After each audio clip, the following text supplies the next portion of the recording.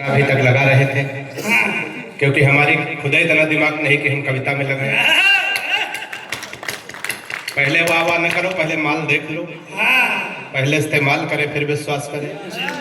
हमारी कविता में आपको दिमाग ज्यादा नहीं लगाना क्योंकि हमारे खुद इतना दिमाग नहीं है कि हम कविता में लगाएं। हमारी कविता बिल्कुल तुरंत लगाओ तुरंत आराम, बिल्कुल झंडूबा। एक बार तालियां बजा दो।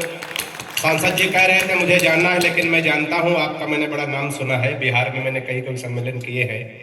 आपके विषय में तो हमने यहाँ तक सुना, आप जिस कवि सम्मेलन में जाते हैं जब तक पूरा कवि सम्मेलन समाप्त नहीं हो जाता है, आप बीच से नहीं जाते हैं। लेकिन इस वादे के साथ आप जाएंगे कि अगला कवि सम्मेलन आप करेंगे तो पूरा सुनेंगे बैठ के। कहाँ जा रहे हैं? आप ही के पास आ रहा है। ज्यादा जल्दी हो तो हमारे माइक ले लो। ले लिया उसने उधर से। एक बार दो चार लाख तालियां बजा दो। एक बार जोरदार तालियां बजा दीजिए आप वो लोग। तो बजा ही देंगे। पूज्य महाराज जी हैं, आपको मैं प्रणाम करता हूँ। चालू कर दीजिए। बंद माइक दे रहे हो, वो भी सांसद जी को आवाज दबाना चाह रहे हैं। बताइए। ऐसा लग रहा है विपक्ष का हाथ है इसमें।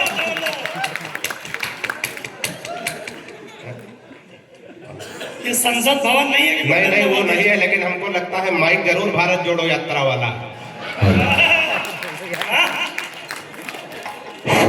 कोई नहीं, धीरे धीरे खुलेंगे। भाई साहब जा रहे हैं क्या?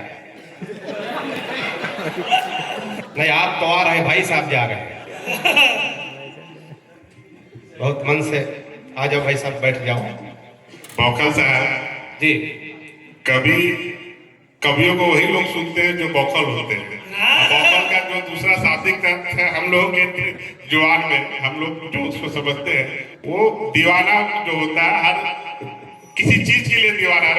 हम लोग एक क्या बोलते हैं कि कुछ चीज चाहिए, कुछ चीज के बौखल काहे नहीं, तो हम लोग कवि जो सुनते हैं सब बौखा ही आदमी रहता है। नहीं, हम समझ रहे हैं। तो आप कवि को झेलना इतना आसान थोड़ी होता है बौखल साहब। नहीं, बात ये नहीं है, हम झेलने वाले कवि नहीं हैं, हम सुनने वाले कवि हैं।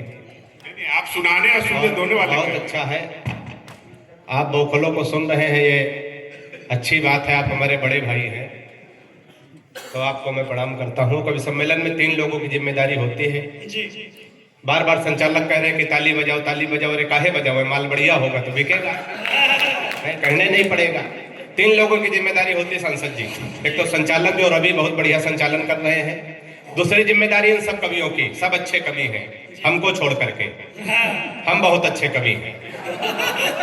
जब से मोदी जी ने कहा आत्मनिर्भर बनो, तब से हमें अपनी तारीफ खुद करनी पड़ती है। तीसरी जिम्मेदारी आप सबकी होती है क्योंकि आप सबने पैसा और समय खर्चा किया होता।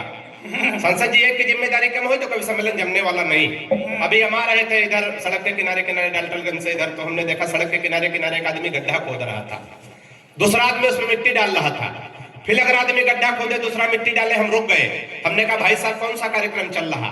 एक आदमी गड्ढा खोद रहा, दूसरा मिट्टी डाल रहा, मतलब कोई नहीं। उसने कहा तुम बौखल नहीं समझोगे, ये वन विभाग की तरफ से वृक्षारोपण का कार्यक्रम चल रहा।